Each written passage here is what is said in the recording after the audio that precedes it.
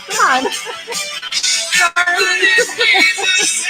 So we're all set.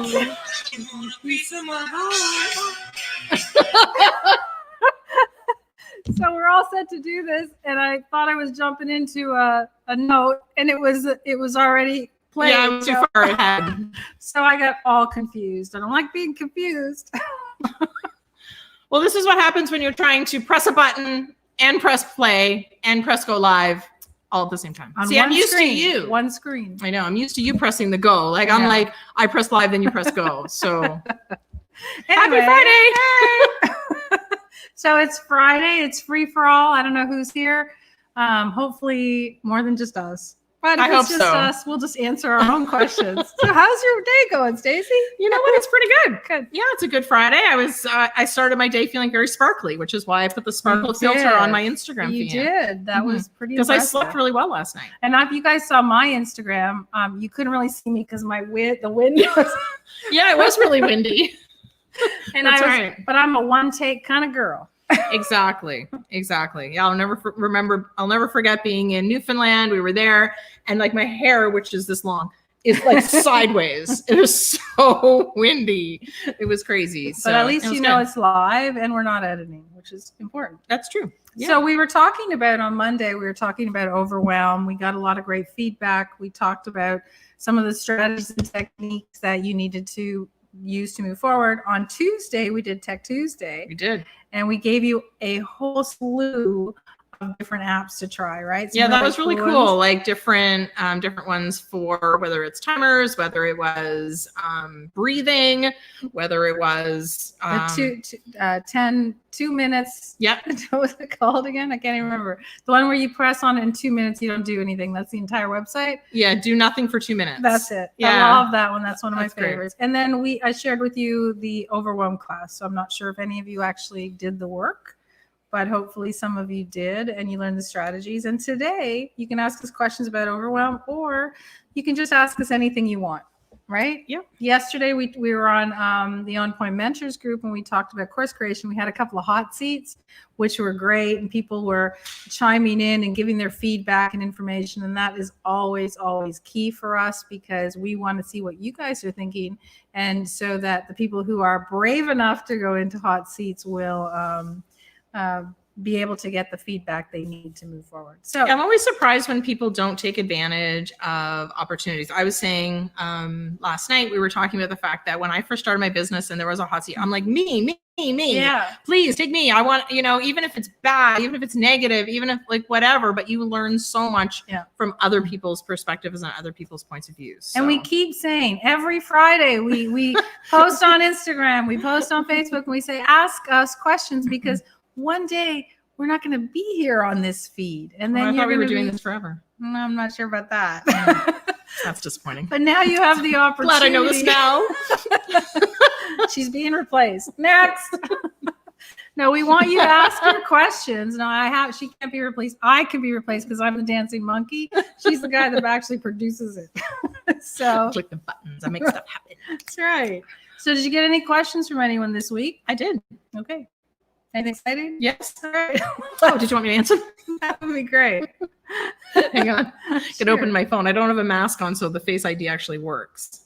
I hate that, right? It's first problems. I get it, but I got the new phone recently that has the Face ID. So all along I've had my home button. I've been using my fingerprint. It's all good. And everyone's been complaining about the fact that the Face ID doesn't work. I'm like, really, guys? That's such a big deal. Now I go and I'm like, I can't pay because the Face ID wasn't working. Passcode, and then you're like sweating and trying to open it up and change the app. You actually, I think if you redid your Face ID picture with your mask on, I think it works. It would probably work. Has anyone done that? I'd love to hear. I saw a TikTok on that. Oh, well, you're not going to soon because Trump is shutting it down on Sunday. I heard on Sunday. That does that mean Canada's shutting it down too? It wasn't specific because we have a different app store in Canada. So they're not sure that they can actually shut us down here in Canada. So it'd be interesting to see. Yeah. Okay. Question. So, drum roll, please. I like that. That was pretty good, right? That was a good drum roll. Thank you. So so I'll answer the questions as well, but how do you prioritize what to do first when you are already so overwhelmed? And I think that's probably the biggest, like, it's a big question, and it's so true, because I know that's how I feel. Because sometimes it's great to have the strategies for when you're overwhelmed, but when you're so overwhelmed, and you're saying prioritize is a great way to not be so overwhelmed. But what if you're already overwhelmed? How, like, what do you do in that case? It's actually easier than everyone thinks it is, because number one is you just do what is required in terms of what's due. Do you have appointments that you have to make? Have you scheduled things that are in your calendar? Whatever's there that has to be handled, you do first. That's very simple.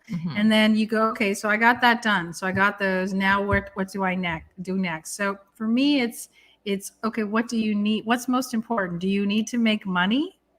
Right? Or do you need to work on a relationship? What is the most important thing for you to do if you could prioritize? For me, it's always about because I support the family, I need to look after the family. So that's always going to come first.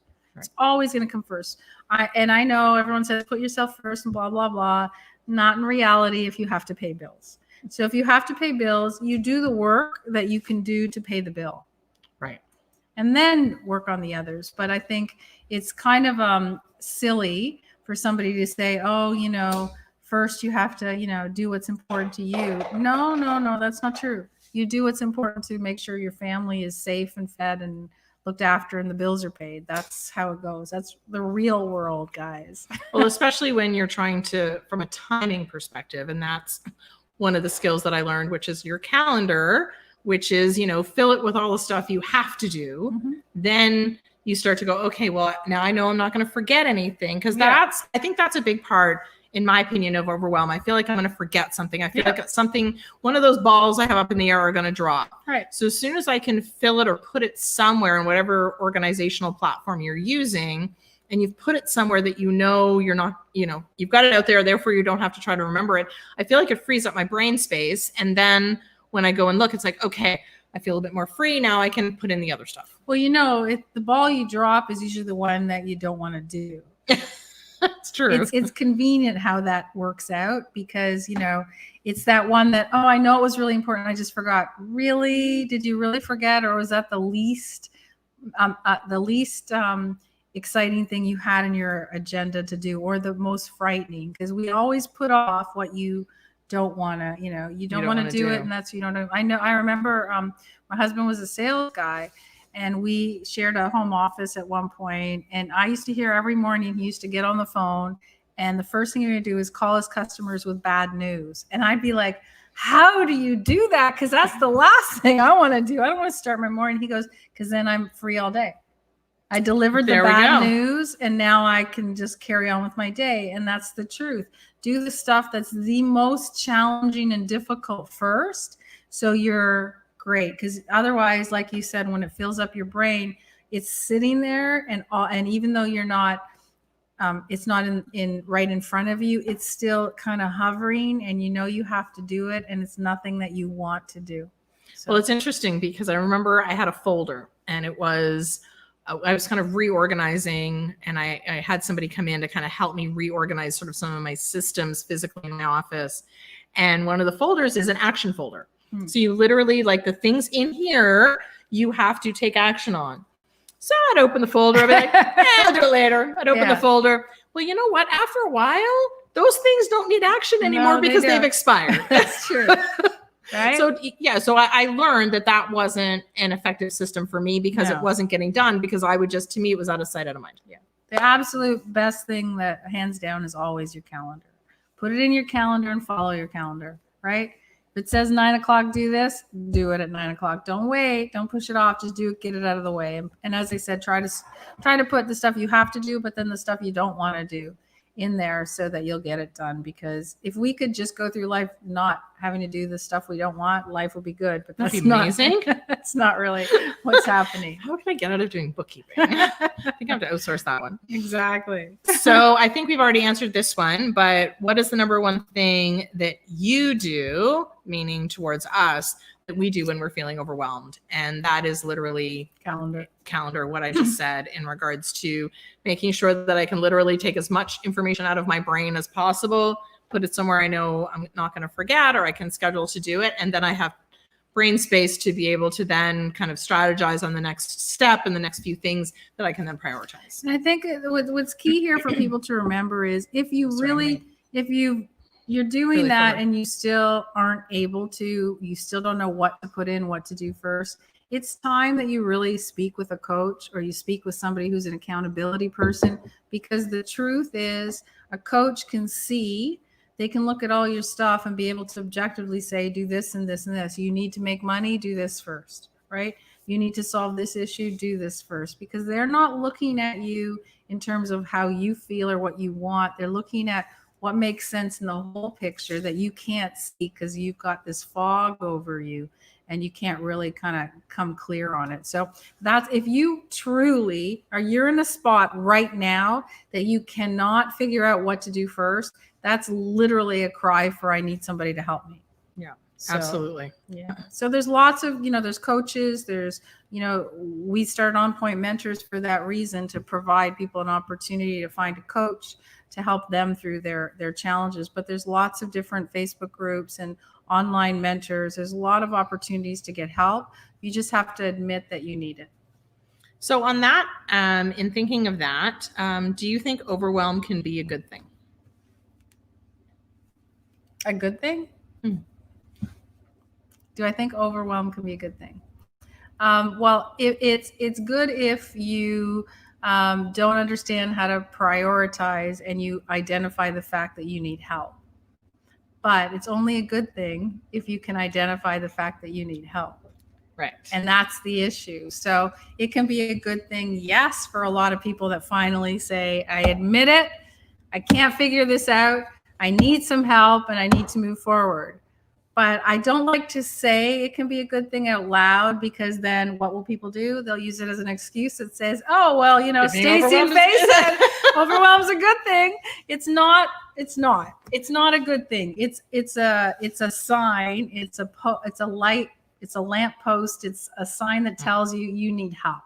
And if you recognize that and you move forward, then it can be a good sign. Good sign. But it's not good. I think where I relate that to is sometimes people say, well, stress is a good thing. Stress makes me take action. Stress pushes me to do things, and all, I need to be stressed in order to be accomplished and all of that kind of stuff. So I think sometimes that negative, which overwhelm can be, that you need to, again, take that step to get help if that's where you're at. And I think a lot of it's the same thing as, do you go towards pleasure, pain, right? Do you go towards, are you the person that wants instant gratification or delayed gratification? Do you eat, when you're having the chocolate cake, do you eat the icing first, right? Which is instant gratification, or do you save it for last, right? Because you like delayed. It's whatever you want to call it. It's all about identifying who you are and what works best for you. But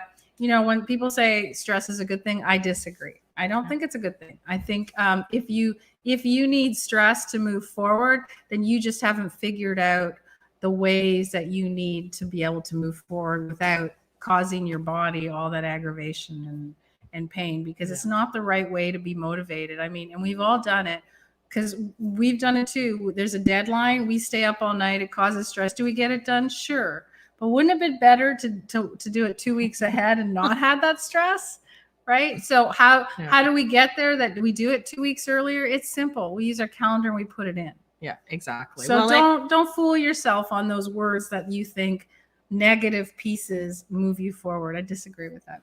Well, it's interesting because I remember in living in the corporate, sometimes I would feel that this was just a constant state of stress. Yeah. So when you're in that constant state, I think sometimes you go, oh, well, then I need this state because it's the only time I'm productive. Yeah. But that's actually, I agree with you. It's actually incorrect. I'm actually more productive because the more stressed I am and the more overwhelmed I am, the less I can do, because you start to shut down.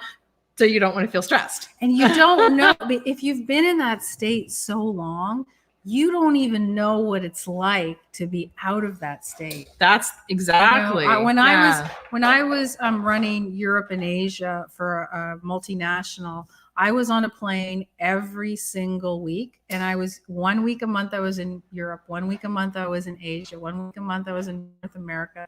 And Oh, so you were home. I was North America. I didn't say home. So I was constantly traveling. I was home on the weekends. Crazy. I had kids. I was doing my MBA. There was so much going on. And I didn't know for 6 years I did this. And I didn't know until I stopped to take a sabbatical that I was exhausted. Like, I didn't know what it was like to feel normal. Because once it happened, I was like, wow, this is what it feels like. And it was beyond my comprehension, because I was always in a perpetual state of like movement and stress, because my body was on different time zones, and I didn't know any different until I stopped. Well, that's the thing, is you do actually have to stop, because otherwise you do start to think that becomes normal. Yeah. It's like, I'm not stressed. In the meantime, you're like pulling your hair out, but you're not recognizing that. And I think sometimes it does take that other person, whether it's a friend, whether it's a coach, whether it's somebody who's looking at what your situation objectionally, to help you understand that, you know what, this is not normal. Like, this is not. I remember going on vacation way back. My son was just diagnosed with autism. My stress was through the roof. And I arrived there on Saturday, and I literally did not have one relaxing moment until Wednesday. Yeah. And I remember my girlfriend literally called me out on it, going, "You need," and I was like, "What? I'm fine." You're not fine. Yeah. You're here to relax, and it's taking you, like, you're stressing about every single solitary little thing. And she still points that out, but that's what it takes. Sometimes it takes that other person to point that out. And you'll learn all that skill set if you just stop, take a breath, and then reassess what you're doing. Reassess what your environment is like, and why are you feeling overwhelmed? Like, what is it that's causing? We went through all those different points on Monday, but are you overwhelmed because you have too many choices? Are you overwhelmed because you don't have enough time? Are you overwhelmed because you don't know how to delegate? You have to know why it is that you're overwhelmed before you can actually work on what it is that's going to take you out of it. Right? Yeah, absolutely. So unfortunately, being overwhelmed can impact your focus. Mm-hmm. So that was one of the other questions that we got. How do you either refocus or change focus when you're in the midst of overwhelm? So again, it comes down to the same thing, guys. You just have to stop what you're doing. Stop, take a breath, and reassess. First, the easiest thing, so here's the problem, because I know everyone who's listening is like, well, how do you do that? I don't know how. I need step by step. I don't know what to do. Yeah, you do. You need to stop. You need to sit down. You need to look at your calendar. And first of all, understand, is everything that you need to get done there? Simple things, doctor's appointments, dropping the kids, those kind of things. Look and make sure those are in your calendar, and then step back and go, okay, just ask yourself, what is it that's overwhelming you? And, we talked about, I gave you 10 different ways. If you haven't watched that masterclass, watch it, because those 10 ways are in there. But if you identify the fact that you're overwhelmed because you have, you might be an overwhelm, almost you think it's good because you have so many ideas and you don't know where to start. That is a situation where, again, overwhelm will make you not do anything. So if that's what it is, what do you need to do in that situation? You need to talk to somebody and ask them if they can help you, direct you into the way you want. If you are overwhelmed because you just don't have enough hours in the day, okay, so figure that out. What can you do to take some of your responsibilities away? Yeah, and sometimes it's a matter of looking at the big picture and tasking it out, and then scheduling those tasks. Sometimes, putting things in a calendar, well, I don't really know what to put in there. Well, yeah, your tasks. What are those things that you need to do specifically, and put those in? So sometimes you do need help making those decisions and tasking that out. I think people are just too worried about, oh no, I can't tell anyone, or, nobody will understand, right? Nobody will understand because they're not my situation, and nobody can help, but they can. People can help you. And again, it can just be your friends or people in a group, and a mastermind, a Facebook group, a coach, whatever it is that makes sense to you. But if you can't solve it, then it's such an easy option to go, okay, I need somebody to help me solve it. Exactly. We good? We're good. Any other questions? That is all the questions we have. Okay, excellent. Yeah. So Monday.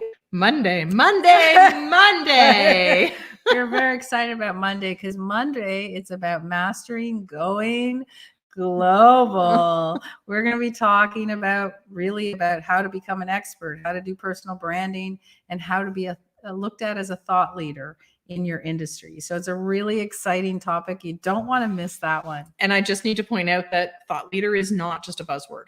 Like it is a thing that anybody can be. So we're excited to be able to start that journey, because the world of today, with all the stuff going on, it's really very easy for people to go global. Yeah, absolutely. So I'm excited. Easier than you think. So we'll see you on Monday at 12 EST Eastern Time. 12, yes. In the group. All right. See you then. Bye.